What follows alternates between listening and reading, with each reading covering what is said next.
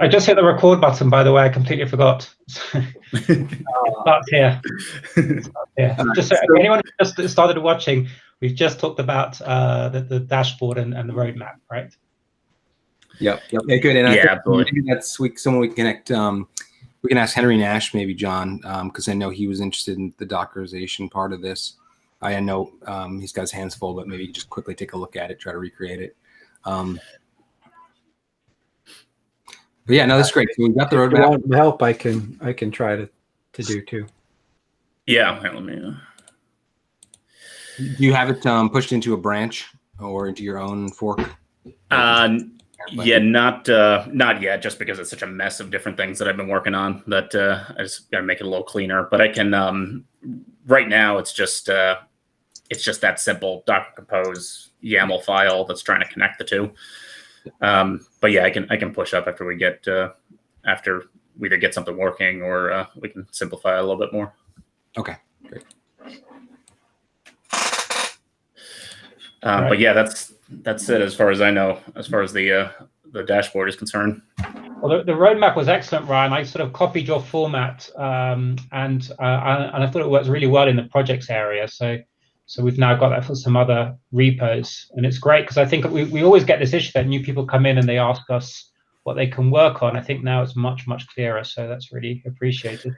Yeah, no worries. Yeah, if we, as we go, we'll kind of, as I said, like put more detail into each one so people can kind of look at it and know exactly what to work on. Because right now it's sort of vague, right? It just has a topic that's like, we need authentication, but no one knows what we've been talking about for the last few weeks with it. But yeah, it'll improve. We're not even sure ourselves. Yeah. Yeah. That's great. Well, that's excellent. I don't know if you want to say anything more about the dashboard, but we could also talk. There's been a lot of work on the sensors recently in firmware and hardware. If you wanted to transition. Yeah, that's it for the dashboard as far as I can see, unless there's something else that I'm not thinking of. Okay. Yeah, there's a few, just on the dashboard, there's a few people who I'm going to see if I can re-engage in Slack who had come in the last couple of weeks and said that they were interested in front end and they were interested in visualizations, and they sort of fell off. So I think I'm just going to dig them out and just let them know we have a roadmap now. Yeah, that sounds good. Okay. So there's been great stuff done on the hardware, but maybe before then, John and Vaclav have actually been working with the firmware a little bit. Not sure if you guys want to say anything. Yeah, sure. So yesterday I streamed. So I've got a week, every other week I'm streaming on IBM Developer live stream, so YouTube and Twitch. So I had Andy join me. Now I still not so great at it, so I lost Andy's audio, but I still continued on by myself. And Andy was in the background. He got to wave a whole bunch. So let me just pick a window, and hopefully this is going to share one of these windows. I don't know which one. Maybe this one. So Andy was able to join for a couple of minutes, and then but then I continued to tell stories about the firmware. And so we've got it. It's actually live, so you can go watch it. It's on YouTube. I put the links in the chat. I think I'll put the links in the general as well, so you can go. And we've got some good engagement. I think let's see, 57 on Twitch, and it looks like 121 views on YouTube. So that was fun. But what I did was I took the board and I flashed the board with a version that can send data to the IBM cloud. So it uses Watson IoT and MQTT to the cloud. And then I built a Node-RED dashboard. Now you see me holding it, and on the screen here, it's you see big wildfire variations. If I put it down, it slowly comes back into calibration. So that's data up. Now, I just added this morning a feature so that you can, from the cloud, send commands to the device. And there's two use cases that I saw that might be useful. Number one, you can change the sample rate from 125, which is a lot of samples per second, to 31. And so you can actually dynamically now configure that from the cloud to the device. It starts up by default at 31, and then you can toggle it however you like. I built a little dashboard.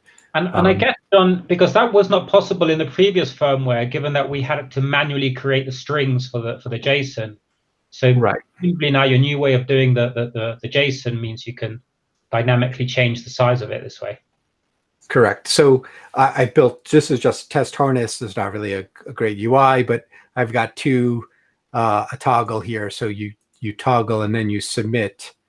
And then on the board side, I don't know if you'll be able to see the data coming in faster.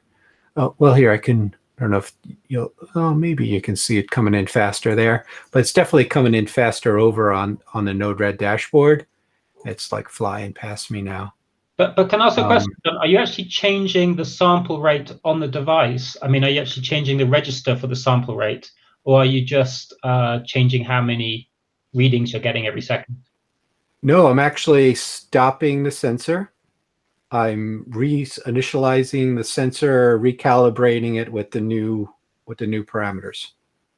Okay, because you're not downsampling for the 31. You're not downsampling, are you? You're just changing the sample rate of the device. Yeah, and then I resend all the commands to the actual analog digital. Great. Yeah. Got you. Yeah. Amazing. And then the other thing I did is you can send it. So on the board now, my board doesn't necessarily work, but it's got a buzzer and some LEDs. So if this sensor, it doesn't yet detect an earthquake, but some other sensor in our network detects an earthquake, you can send in an alert. And so this one would buzz and blink. And so I set up well, right now it's just a button. And so when you press the button, which I'm not sharing, I could probably stop sharing and share a different screen. Share, present now, share a window, pick a window, this one maybe, share. So this, it's just gonna scroll. Where'd it go? Trying to make it bigger for you all to see. So you can now send it earthquake, and it's going to scroll really fast. But if I send it earthquake, let's see if I'll press. So now, yeah, did you see it? I saw it for a second. It's somewhere way up here. I don't think I can scroll fast enough. Yeah, see that alarm true? So you can now, which I don't have, but I could buzz and blink. So other devices now could, in theory, send this device. That's a really big deal, John, because in our experience, we always had issues that we install a sensor like in a remote place, and it would be there for 2 years, which is a hell of a long time, with no one looking after it, and people would just unplug it or just destroy it or whatever. And the fact that you've incorporated the alarm means that it actually has utility for the people who host it, which is great, really great. Yeah, so that might be a cool feature too. Anyway, so that's I had a lot of new code to push. So now I'm always careful because I just rewrote the entire thing, and I know that Vaclav made a patch, and I sort of was in that same code that same weekend, and I sort of saw the same bug, and I fixed it in mine as well. But then I wound up rewriting that whole section. Instead of doing string concatenations to build the data structures, I use a Arduino JSON. It's a library, lets you very simply say, here's data. And at the end, when you say serialize, it builds the string needed for the MQTT packet to the cloud. So I wound up rewriting a good chunk of that code too, just to adopt more libraries. And I don't know if it's any faster, but I thought it was a simpler program just because we're not doing string concatenations everywhere. Now the only feature I lost. So I always careful, right, when I kind of rewrite stuff, and I dropped a feature that was sort of really important, which was smart config. I want to bring smart config back because that's a really cool feature. And the idea with smart config is right now, since it's an ESP32, you have to, if you want to connect it to your home Wi-Fi, you have to change your password and your SSID, so forth, and you flash the board. Well, I know how to do that, and few people will have all the parts to do that. But the average person who gets it's going to want to use an app. And Smart Config lets you use an app and then pass the password from your Android or iOS device to the board, and that way you don't have to flash it. So I lost that feature, and I probably need to figure out how to bring it back. So I'm a little worried that I did that without permission. It's just a bridge too far for me. So I think we had this discussion in the chat, didn't we, John? And I just wanted to sort of, given that myself, or rather my colleague, did most of the code which you revised, I just want you to know that from our perspective, everything you've done is better. And like, there's no, like, if it's about, I mean, I see it as a better iteration, and I think a lot of the steps that you've talked us through just makes sense. So from our perspective, writing it over seems better than fixing things that were not good in the first place. That's my perspective. I don't know what other people think. So thank you for that. So I did that just because I wanted to teach this class yesterday. I was on a live stream. But now, if it was truly an open source community that has a large code base, I would prefer to break my code up into smaller little chunks, right? Here's a PR that does Arduino JSON. Here's a PR that does Watson IoT. Here's a PR that adds earthquake alerts. Here's a PR that does sample rates. And I could, in theory, break my big app up into, 25 smaller pull requests, and put, everyone on review, and you can look at it and agree and accept. And then so every one of those pull requests, at the end, you have a functioning program that does one little thing better. And that's a best practice from an open source community perspective. And I'm very conscious that I didn't follow that. I just started from a new code base and just added a ton of features. And just, me drive by, drop it in is sort of unfair. I would just want to make just so I'm very new to all of this, so I look for you to lead us on these issues. I would just say that when we started, when we put everything onto GitHub at the very beginning, I think we had to do it very quickly because there were so many different components. We're a small team, so I think we are aware that there were gaps in what we've done and many opportunities to revise many things, and we just wanted to at least fill in the blanks, and we see a lot of these things as placeholders. So the React Native app is a complete placeholder, I feel. So if that helps. Okay. All right. So here's what I'd like to do is there's a couple of things I want to backport back in so that I don't lose functionality, and then I'll drop the big code base all at once, sort of new code base, but all the same features. And that way no one feels like there's only 4 of these in existence. So I'm only right now, I think between Gareth and I can share the code privately with the 4 of you. But when we get to a bigger install base, I think this will be a good place to start from. Okay, just as you're talking about smart config, I just put it on my screen, and the reason I did this is because it is really amazing, and so we should definitely bring it back. And what I really thought about the firmware at the very beginning was that wouldn't it be cool if people could get a device with the firmware pre-flashed on it, or even find a way for them to flash it themselves? People who don't want to mess with this stuff, and that they wouldn't have to recompile it every time they wanted to change things. And one of the issues which I raised was not just sending the Wi-Fi credentials using this protocol. It's an open source app which is really easy to. There's even a React Native library to integrate it with your mobile app, wouldn't it be great if you could also pass over the location of the device into the program using smart config? So that's actually something I have to explore further, but I feel it's possible, because there is a couple of packets you can alter when you send this. Anyway, and also set the time accurately, perhaps. Yeah, although NTP's okay. Yeah. So MTTT cares about time, so I had to implement. There's a whole section of code I've got written for other things I dropped into my version that talks to the NTP servers, gets the time, and sets the time on the board. Okay. Yep. Okay, sorry, I took so much time there.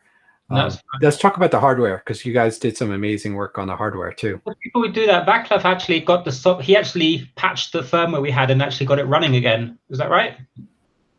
Yeah, but it's not really worth talking about. I think it was just I was trying to dig through the firmware to get it running on my little home sensor that I was trying to make, and I saw that there are no data in the message. So that was my crappy way of dealing with this, just uncommenting a piece of code, but it doesn't really deserve much of attention, I think.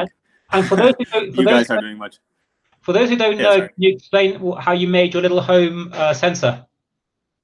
Well, so it's actually based on Andy's description of how it should work. So I have this ESP32, well, pretty much the same components as they are on the OpenEEW sensor. So I put them together this way, as you can see, and then I played around with it and managed to upload the firmware on it and get it running on Node-RED. So I'm now, every time it exceeds some kind of level of acceleration, I am sending an email to my cell phone. Yeah, just a very simple way. I did it because first I should probably understand how these things work, because I'm not that much of a electrical engineer guy, and also I think it's a good way when I present something from more of the seismological perspective, but to be able to show people how these things work. And I think that's actually quite powerful, to be able to shake with an instrument on one hand and receive an alert in the other hand with a cell phone. So I think it might be quite fun. Yeah, well, we applaud you diving in and learning how to solder and strip wires and all of these things. Right? That's what I'm doing quite a bit as a seismologist, trying to read somebody else's codes and trying to understand what's going on in there. So yeah, well, it wasn't that much of it wasn't that good of a job, I think. So Gareth, did you want to say anything about the hardware? I sort of put on my screen Raphael's latest schematic. I don't know if you had any comments you wanted to make. Yeah, you and Raphael have done a good job of improving the circuit, made quite a few changes, and I'm just in the middle of reviewing it now.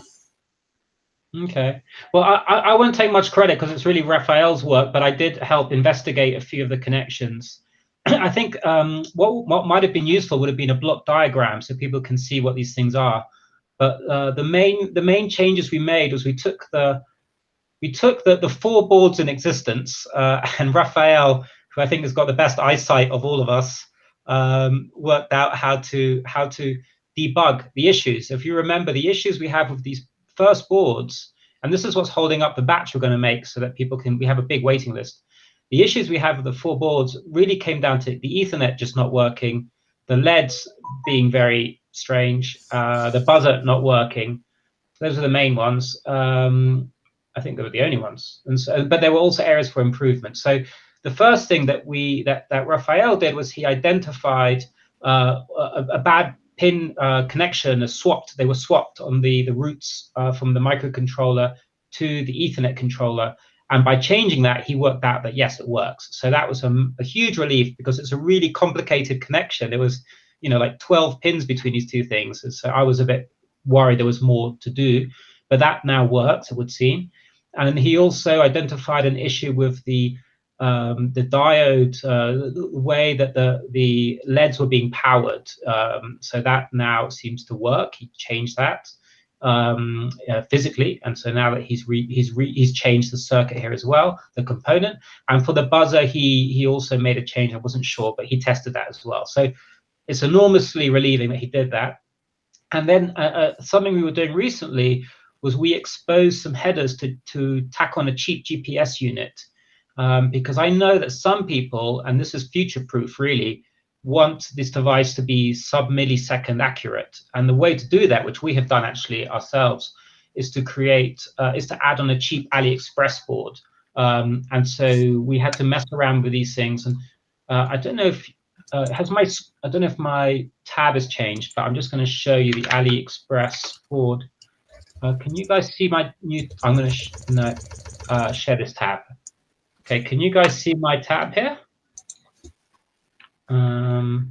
I'm just going to show you Neo 6M. Let me know if you can't see this. What I wanted to show you here was, can you guys see AliExpress on my screen? Yeah. So this thing here, this is in Mexican pesos. So 50 Mexican pesos is about $2, $2, $3. It's actually getting worse and worse. But anyway, so this device is dirt cheap. It's not a great GPS, but what it does is it exposes a pin for the PPS. So we don't care too much about where it is, although that's not a bad thing to have, and we don't care too much about altitudes, although that's not bad to have. But what we do get from this is a pulse per second from a satellite, and we can count down, maybe using the second core of the ESP32 in the future, and use that to get really, really accurate time. So we have that code somewhere. So anyway, this is optional. NTP is probably fine for what we're all doing now, but it's nice that we expose those pins on the it's nice that we expose those pins on the hardware, so that if we want to in the future, we can add them. So yeah. So the next step, I think is Ludwig is Raphael is. I think he's finalized the schematic. I think Gareth is checking it, and then if Gareth gives us an okay, we're probably going to move on to do the layout and then get the first boards made.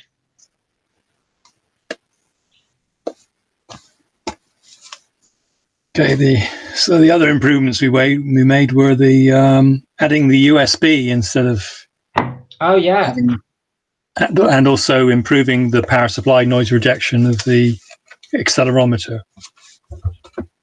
Yeah, the USB is great because it's a real pain to flash it at the moment. Yeah, that'd be much better. Yeah. Yeah, wonderful. And also, I think Raphael worked out that one of the pins was being pulled low or high. I can't remember which one it was, and we weren't being able to get into bootloader mode easily. So that will be easier now. Right. Sorry, Ludwig, you've joined us. Did you want to have any comments on the sensor or the devices? Yeah. So I was more or less out the last 2 weeks, not doing much. I remember in the last or one of the previous meetings, you mentioned you were doing some huddle test with the Grillo sensors. Is that correct? Like some tests on their self noise data that you would be recording in somewhere in your basement, Andy? Yeah. So I just set them up, but then there was a Harvard Laura from Harvard. She was doing the tests. That's right. Okay. The thing is, the reason I'm asking is I would like to do some comparisons on ADXL355 based sensors, and it would be great to get data from the Grillo sensors and compare that as well against other devices using the same sensor, against some reference eval boards, like a similar thing to what Vaclav did, which I built at home. So would it be possible to get that? Sure, I can send you the. Sorry, you mean the data to do a study? The data, yeah, exactly. Yeah, I can do that. Let me speak to Laura and see where she is with this, because I'm sure she doesn't mind me sharing this. This is a side by side of two of the devices, where she sort of showed. I really don't want to describe this. I'm going to get it wrong, but apparently they look very similar. And then further down, she did a sort of spectrogram, and again, I don't know what this means. Anybody? But apparently it's what we want to see. So anyway, let me ask her if she can share all this with us. But yeah, she did a study of them. I think that's the best thing I can say right now. Yeah, that would be great to have. Okay. Yeah, so that's the sensors. I think the last thing I could try and show you guys is a sort of the roadmap. So I sort of copied Ryan's. Idea here. Let me just go to present, Chrome tab. Yeah, so here in the OpenEEW sensor repo, and I really did this quickly, so please change anybody, whatever they need to, or propose anything. The hardware, so here we've got in progress, the schematic, which I think is pretty much done. There's an issue by Gareth to do with the accelerometer, which I think is done. I'm not sure if it was done yet on the schematic. Yeah, it's done. It looks good. Okay, great. So we should close that out. And then just a sort of backlog. And then for the hardware, for the firmware, I think we have some high-level stuff here. So John has an issue which I think is done. The ESP touch provisioning, the sample rate, we can probably get rid of that because we've actually improved on that initial one. And some other things like passing over the latitude and longitude. This is vital, actually, passing over latitude and longitude of the sensor at the beginning, because you can't really get the information you need from the sensors to do detection if you don't know where they are. So that's a big deal. Yeah, I have to add that. Just a quick question about the sample rate. Is there a particular reason for 3125? I suppose it's 1/4 of 125. No, it's just that the sensor we chose, most of these MEMS accelerometers, they let you set the sample rate, so they have presets. And actually it works out with the ones that we've tried anyway, that the lower the preset you go, the higher the sensitivity, or something like that. So we tend to have better sensitivity with lower sample rates. And I think 31.25, a long time ago, we liked it because we weren't sure how much we could reliably send every second over Mexican networks. But then we found out we could do 125. So yeah. So 3125 is one of the options that that the sensor has preset. Oh, I see. Yeah, that's what I was wondering. I think from seismological perspective, 3125 should be all right, because we don't really need to go to that high of frequencies. I think it's always more interesting to have higher frequencies, but for earthquakes that we are interested in, 3125 is like way good. That's great to hear you say that, because I know John, with his node red flows, had sort of cursed our data rate. So that would be good. It was a lot of data to send to the cloud. It was a torrent of data. And I was like, whoa, I'm just trying to debug here. And as I slowed it down, it was still a lot of data. For microseismicity, for earthquakes that are magnitude 2 or about magnitude 2, you want to have those higher frequencies because they may be about 10-15 hertz, the majority of signals. But that's not really what we are getting anyways, because the sensors are more noisy than observatory grade seismometers. So we are not shooting for magnitude 2s anyways. So 31, I would suppose it's really good. And yeah, and we're going to do some pre-processing on the edge anyways. So I think that the end result is going to be not even sending the data, all the data to the cloud. But yeah, that's another thing. if you wanted something which was not a preset, you would have to downsample from 120. If you wanted 50, you would have to downsample. Which I see. Yeah, that's why I was wondering why it's 3125. I didn't know that there's a preset option. Yeah. It's worth. You know what? It's worth looking at the accelerometer data sheet. There's a lot of interesting information in there. And it's worth mentioning that one of the things I did Raphael's doing, to be honest, is adding an interrupt pin so that you could actually trigger the microcontroller, the ESP32, when a certain threshold of acceleration is reached. We could use that to sort of activate it, and perhaps when we go to cellular, this could be a way of taking it out of deep sleep and having it run on batteries. So there's some good stuff that this accelerometer does, and it's worth having a look. There's filters that we could potentially be looking at on the device, etc. So do you have an explanation for the higher sensitivity in case of lower sampling rate? Is that? So what was your question? I'm sorry. So that your resolution or your sensitivity, you mentioned the sensitivity is better when sampling rate is lower, and whether you have an explanation for that observation. Yeah, so there's a mode here which I think was called OCR. I can't seem to see it here though. There's a mode here which is changed when you change a register on the accelerometer, and in that mode you get different sensitivities depending. The sample rates are tied to sensitivities. That's what I remember anyway. OCR wasn't OCR. So anyway, somewhere in here. Let me see if I can find it. Somewhere in here was. Yeah, I'm not gonna make you guys have to scroll with me. Somewhere here is how you change the sample rates, and in there is the I'll have to find it.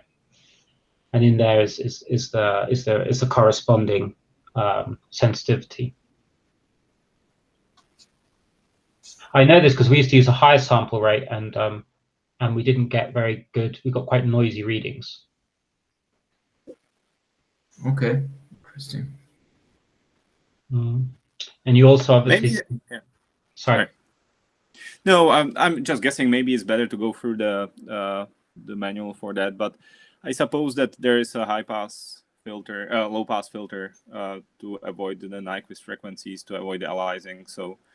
So if you have noisier, if you are in general noisier and higher frequencies, so then the higher sampling rates will introduce that very high frequency noise. Otherwise, you filter it out because you have some kind of anti-aliasing filter in there. But I'm just guessing. You'll probably have to read that. Right. ODR. So the output data rate, the ODR. This is what what it was. So yeah. Okay. Yeah. I don't know. I'll have to have a look. Yeah, and also the noise density, which is important. I think all changes as well relative to what whether it's plus or minus 2G, etc. Yeah.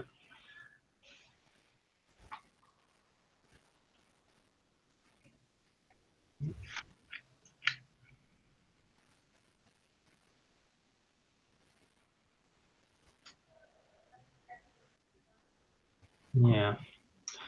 Okay. So I think, did you go through several iterations when you designed your PCB?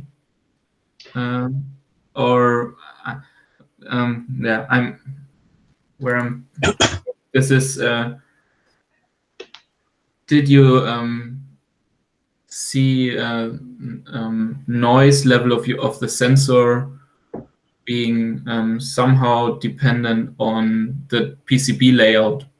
Is it important how you lead your circuits on the PC? I don't think, how you place your components? Yeah, I don't think it's too important because we actually selected a digital. We selected a accelerometer that had an analog to digital converter integrated into it. So we have the digital version. There's actually two versions of our accelerometer. There's the 354 and the 355. We have the latter one, and the difference really is that the 355 integrates an analog to digital converter. So the output of the chip is digital. So I think the noise issues would be greater if we had to do this circuit ourselves and add an ADC ourselves, which would actually give us slightly better noise if we did that, apparently, because the 354 is slightly better noise if you do this, and you can get a 24-bit digitizer, whereas this one's only 20-bit.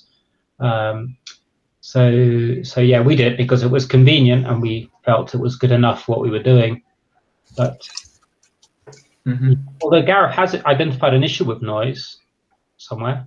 Yeah, the chip has a separate analog supply and digital supply input pins, and you need separate decoupling for those and a ferrite bead in between the digital and the analog supply and ground. It shows you what to do in this in the example circuit in this spreadsheet, in this data sheet. Is it near the bottom? Yeah, probably. I am. Want to get a knife? Yeah, I'm in a meeting. You're in a meeting? Yeah, late night meeting. Yeah, I can't see the circuit, but yeah. Oh, you're talking about the evaluation board, aren't you? This is just the chip. Yeah. So, and there's two LDOs on the chip. Did I see this correctly? The sketch that you... Yeah. Yeah. And then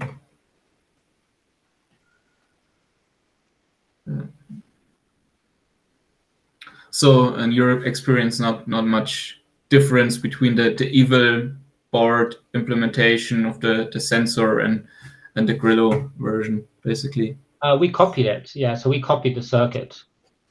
There are two evaluation boards that analog devices make. One of them has got very poor decoupling of the power supply, and the other one's got very good decoupling.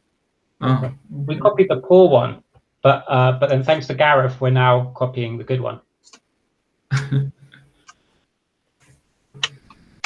Yeah, here's the poor one, which is the one we copied. I've actually got about 30 of these behind me. These little evaluation boards, and yeah, so it's this lower one, the 355 one. So that is the circuit that we copied into our initial schematic, into our boards, the ones that John has and I have and Gareth has and Raphael, and yeah. So then the difference was made with the ferrite bead and yeah. Cool. I've got some of the good evaluation boards from Analog Devices recently, if you want to make some measurements from that one. Oh, you got some of the PMODs?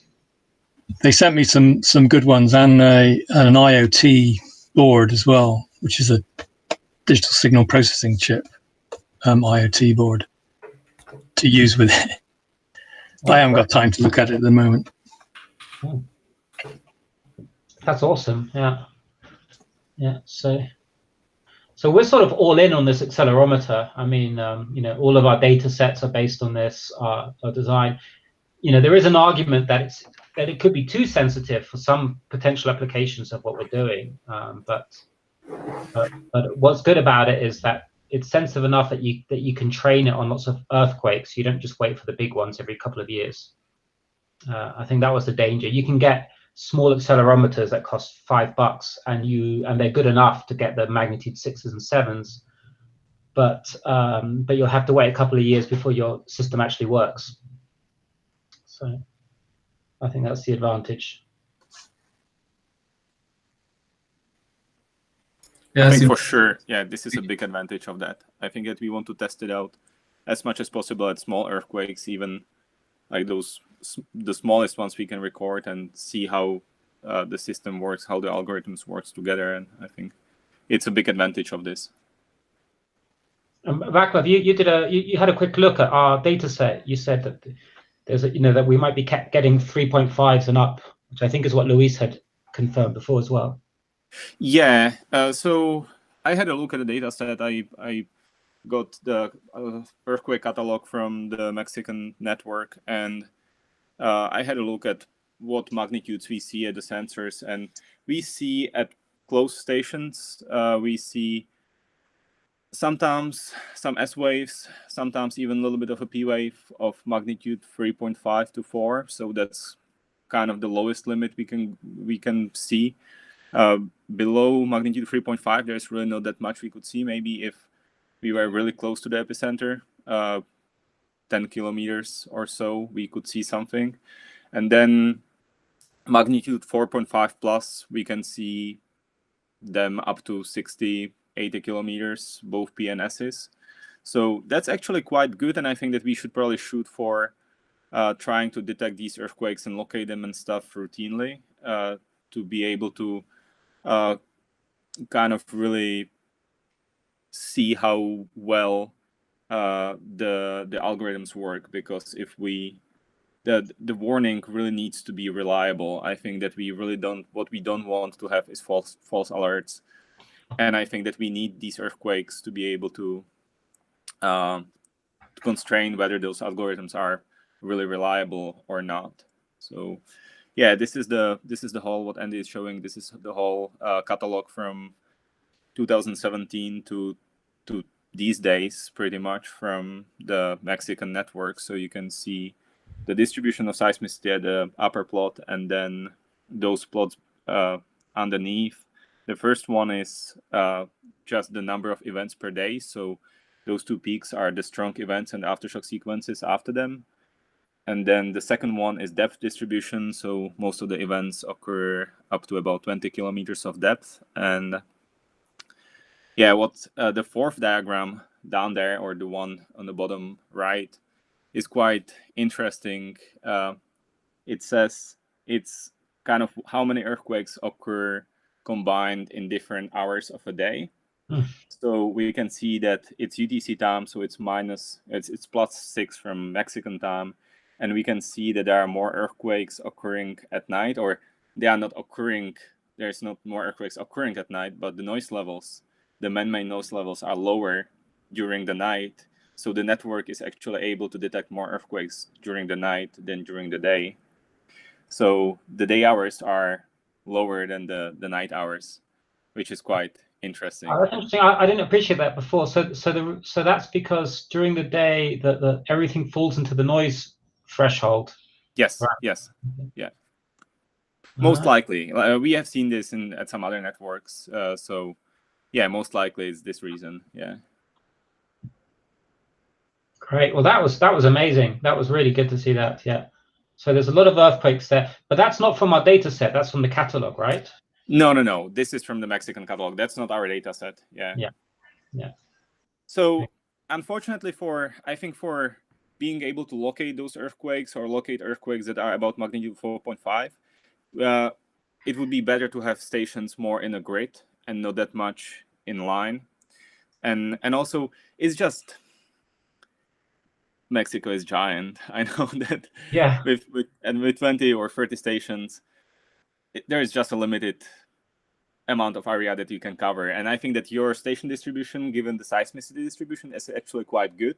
That you can, you really are in the seismic area, so you can see many arrivals at those stations. But for location and other seismological things, you would probably need a little bit more of a grid. So with those 30 stations, I think it really makes sense what you have done. But in future, if you put more stations, it would be good to have them somewhat around the cluster, so you can kind of triangulate those earthquakes within the network. No, for sure. And so Luis felt very strongly, and still does, that we need to fill in the gap between Mexico City and the coast. Because as they come in, we need to be understanding what they are and triangulating. So yeah, agreed. In fact, a lot of what we did there was we were chasing earthquakes, because when we had a few big earthquakes, we would send someone down with 3 sensors to put it in the area where we just had a magnitude 7 or 6.5, and then we'll get all the aftershocks on that sensor. So that's great. Yeah, I think that's really good for, especially if we train our own detection algorithms for the machine learning algorithms for detections. I think exactly this is going to help, because we're going to have a lot of phase picks from P's and S's from those earthquakes. So that's going to definitely come in handy. Okay. I'll just say also from a perspective of the application or the dashboard, I mean, in the future, we could potentially sort of, kind of gamify it for people, where you could, on the network map, you could show through some sort of, predictive analytics, like where it would be best in a certain network to have, to have the sensors and have them, kind of guide them towards where to set things up and whatnot. That would be amazing, Ryan. I always felt that in the website OpenEEW.com, I wrote 1 or 2 pages about if you were setting up some network of sensors, and I always felt this could be automated. Like, I felt like this is something that could be done parametrically. You can input some parameters and get this out. I think Luis always thought I was trying to simplify things too much. That there's many other factors, geological factors, etc. But it would be great if you could give someone a guidance by just saying, this is where you should be putting your sensors. Yeah, and I mean, obviously, like, that's more of a, it's more of a question for, the seismologists themselves, but it's like, if you could somehow create some sort of machine learning algorithm specifically for that, you could then display, the web programming aspect of it would be attempting to display that on a map or visualize where seismologists would like you to where they would like you to put these sensors. So it's a little bit of a, like, I would say there's probably a machine learning component of it, and then a data visualization and interactive design component of it. Ultimately, what happens is that you start off with this beautiful grid of where you want them, and then you actually go town to town, and you realize that you can't hit the grid at all. So you have clusters, because you need power and internet in these rural locations. So the grid always falls apart at some point, but I guess you need to start there. You need to start with the locations. Great. Hey, so we've reached the end of the hour. Does anybody else want to say anything?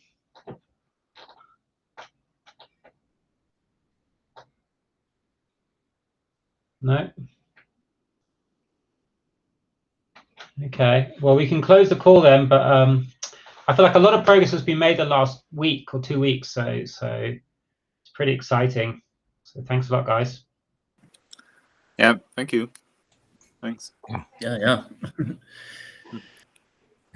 Bye. Okay. All the best, guys. Take care. Have a good day. Yep. Have a good week.